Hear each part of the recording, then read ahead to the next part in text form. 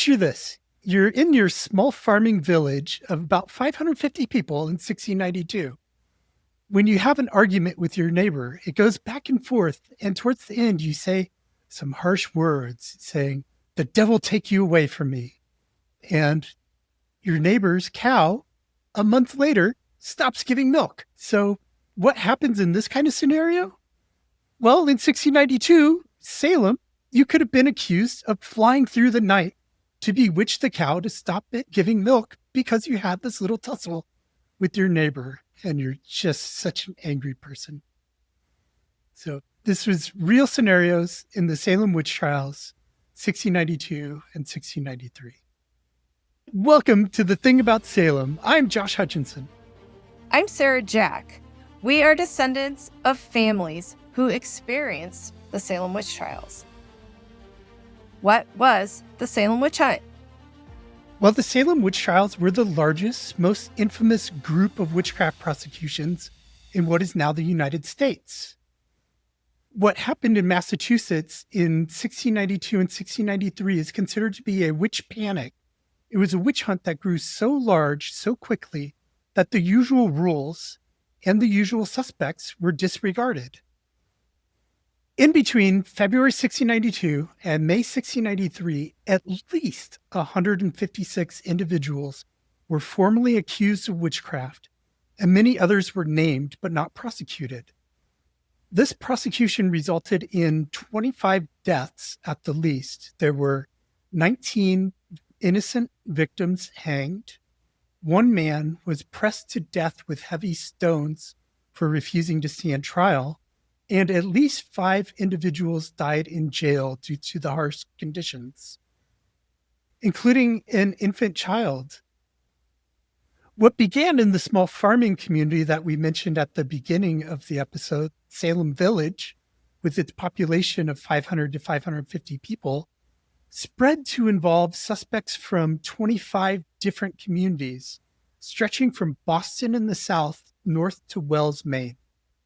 The Salem Witch Trials was New England's largest witch hunt, exceeding the total from all prior witch trials in New England, which included Boston and Hartford, Connecticut witch trials, and others. Salem was one of the least typical hunts in England or New England, as victims were accused indiscriminately, and the jails were full of unexpected alleged witches. While called the Salem Witch Hunt, prosecution was led by men from Boston, and the witch trials included accusations from Massachusetts, New Hampshire, and Maine. In January 1692, strange symptoms began in the household of Minister Samuel Parris in the center of Salem Village. His daughter Betty, who was about 9 years old, and his niece Abigail Williams, who in real life was around 11, started behaving very strangely. They were barking, quacking, hiding under tables, attempting to walk into fireplaces or wells.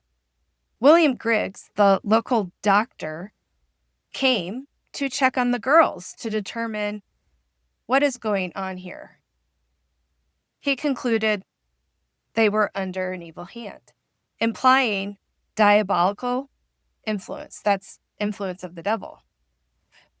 Then there was an incident involving a neighbor, Mary Sibley. Reverend Parris and his wife were gone.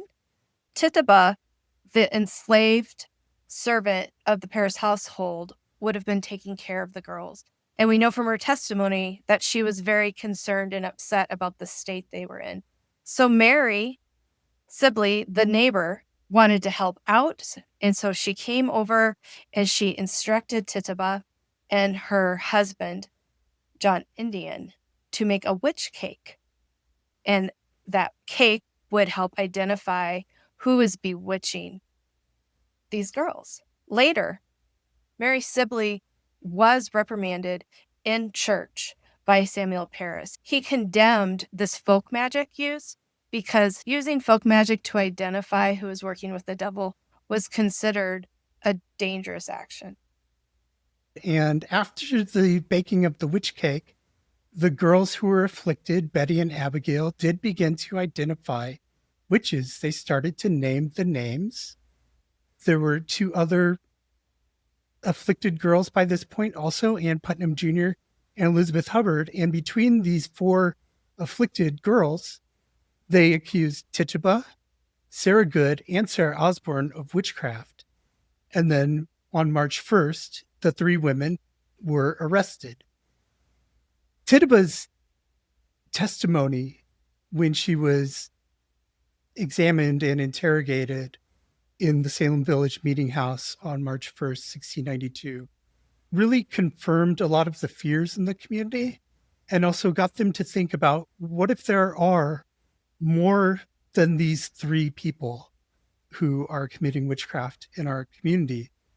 Sarah Osborne was a typical suspect because she had transgressed social norms by marrying a younger indentured servant and failing to attend Sunday meetings, even though that she expressed that was due to her health.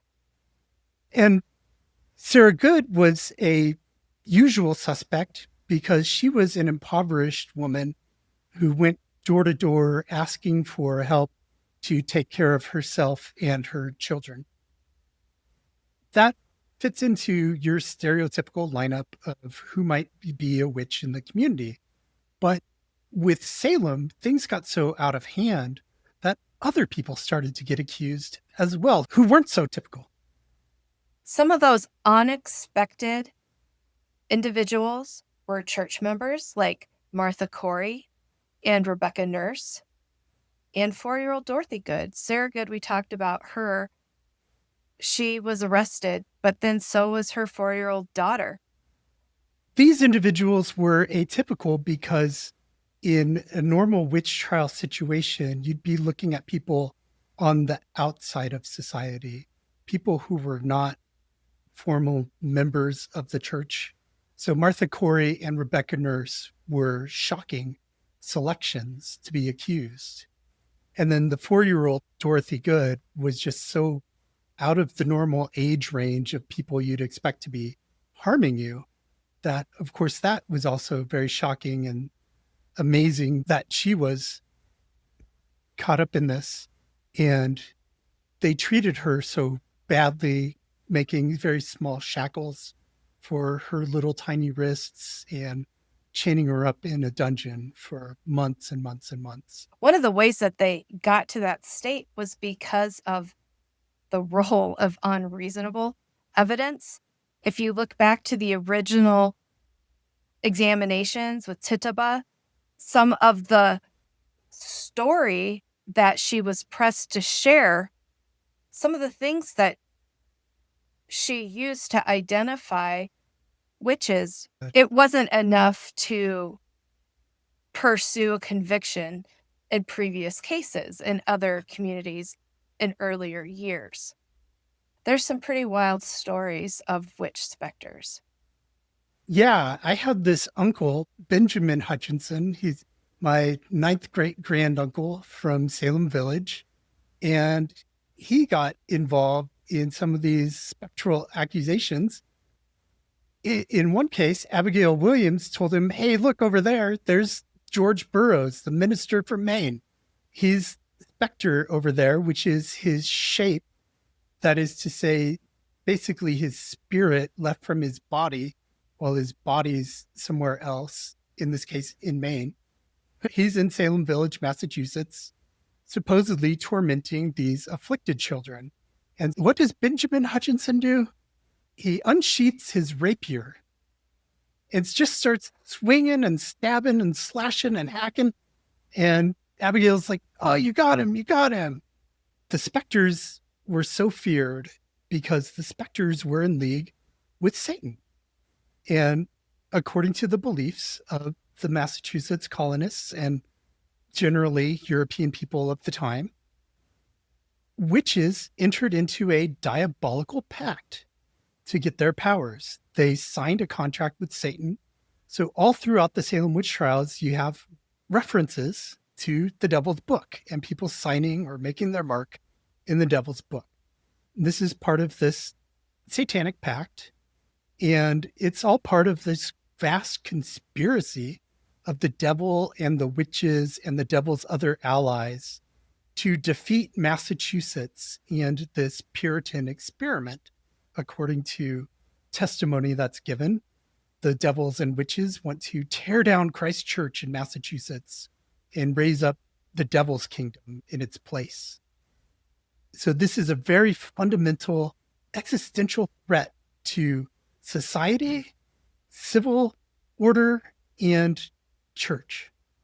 And in previous New England witch trials, afflicted girls weren't the Reverend's children. This started in the home of the minister. Yes, it was a direct assault on the faith. And Massachusetts being founded as a colony largely to practice this faith. This is devastating. The other thing that is really devastating about the Salem witch hunt is the extent of the suffering and the casualties. There, as we said, were 19 convicted alleged witches who were executed, but there was lots of other suffering. During the examinations, there was suffering. They checked for witches' teats and devil marks on the bodies of the women. The women and men and children that were accused were interrogated, grilled so hard and intensely that that's why you get these confessions. It's people desperate to end badgering, to be released from this suffering and get out of these horrible jails. And people in the families of the accused were having to travel miles and miles and miles every week, as often as they could, leaving their farms and businesses behind to visit their relatives because they needed food and clothing and bedding. And these things weren't provided by the jails. So the suffering just goes on, ripples through every family and friend and loved one that you have if you're accused. It wasn't just these 156 accused that were even paying a price. It's their families and friends and neighbors. By the end of September in 1692, 4 rounds of hangings had occurred, and the jails still remained overcrowded with people accused of witchcraft. As summer became fall, opposition to the witch trials mounted through citizen petitions, letters, sermons, and pamphlets. Many people cautiously but anonymously spoke out, while others risked putting their names on paper to voice their concerns and went to jail for it. Eventually, prominent citizens, including the minister Increase Mather, urged caution, leading to changes in how cases were prosecuted later on in 1693.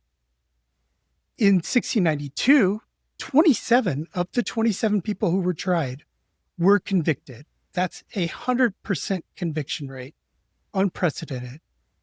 But in 1693, after spectral evidence was dropped, only 3 people were found guilty out of over 50 trials.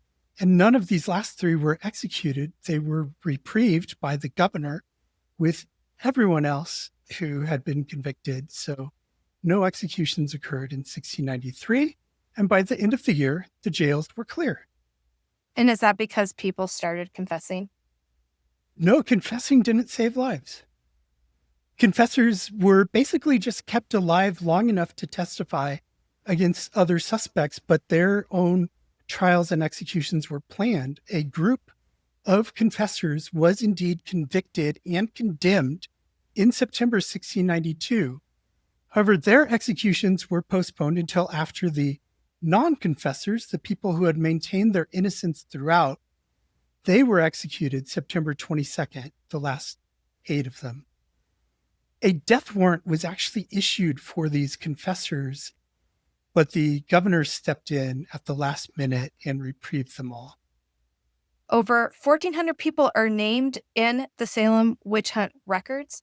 That has led to tens of millions of descendants today.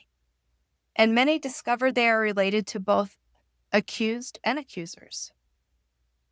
Today, one way that we remember the Salem Witch Trials is through physical memorials. There's also a pop culture and artistic legacy. The Crucible, film, fantasy books. It's endless.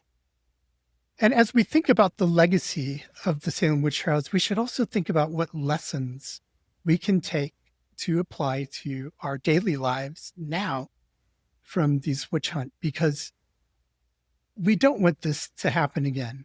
We see that panics do happen from time to time because fear becomes prevalent in our communities. So be the voice of reason in times of fear and panic.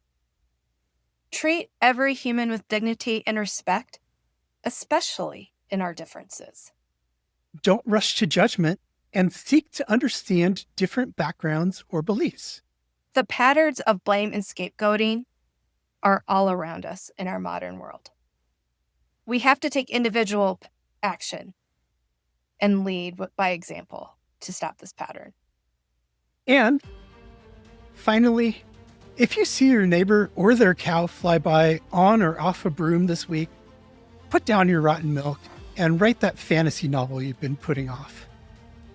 Come see us on Patreon and chat with us about the Salem Witch Trials.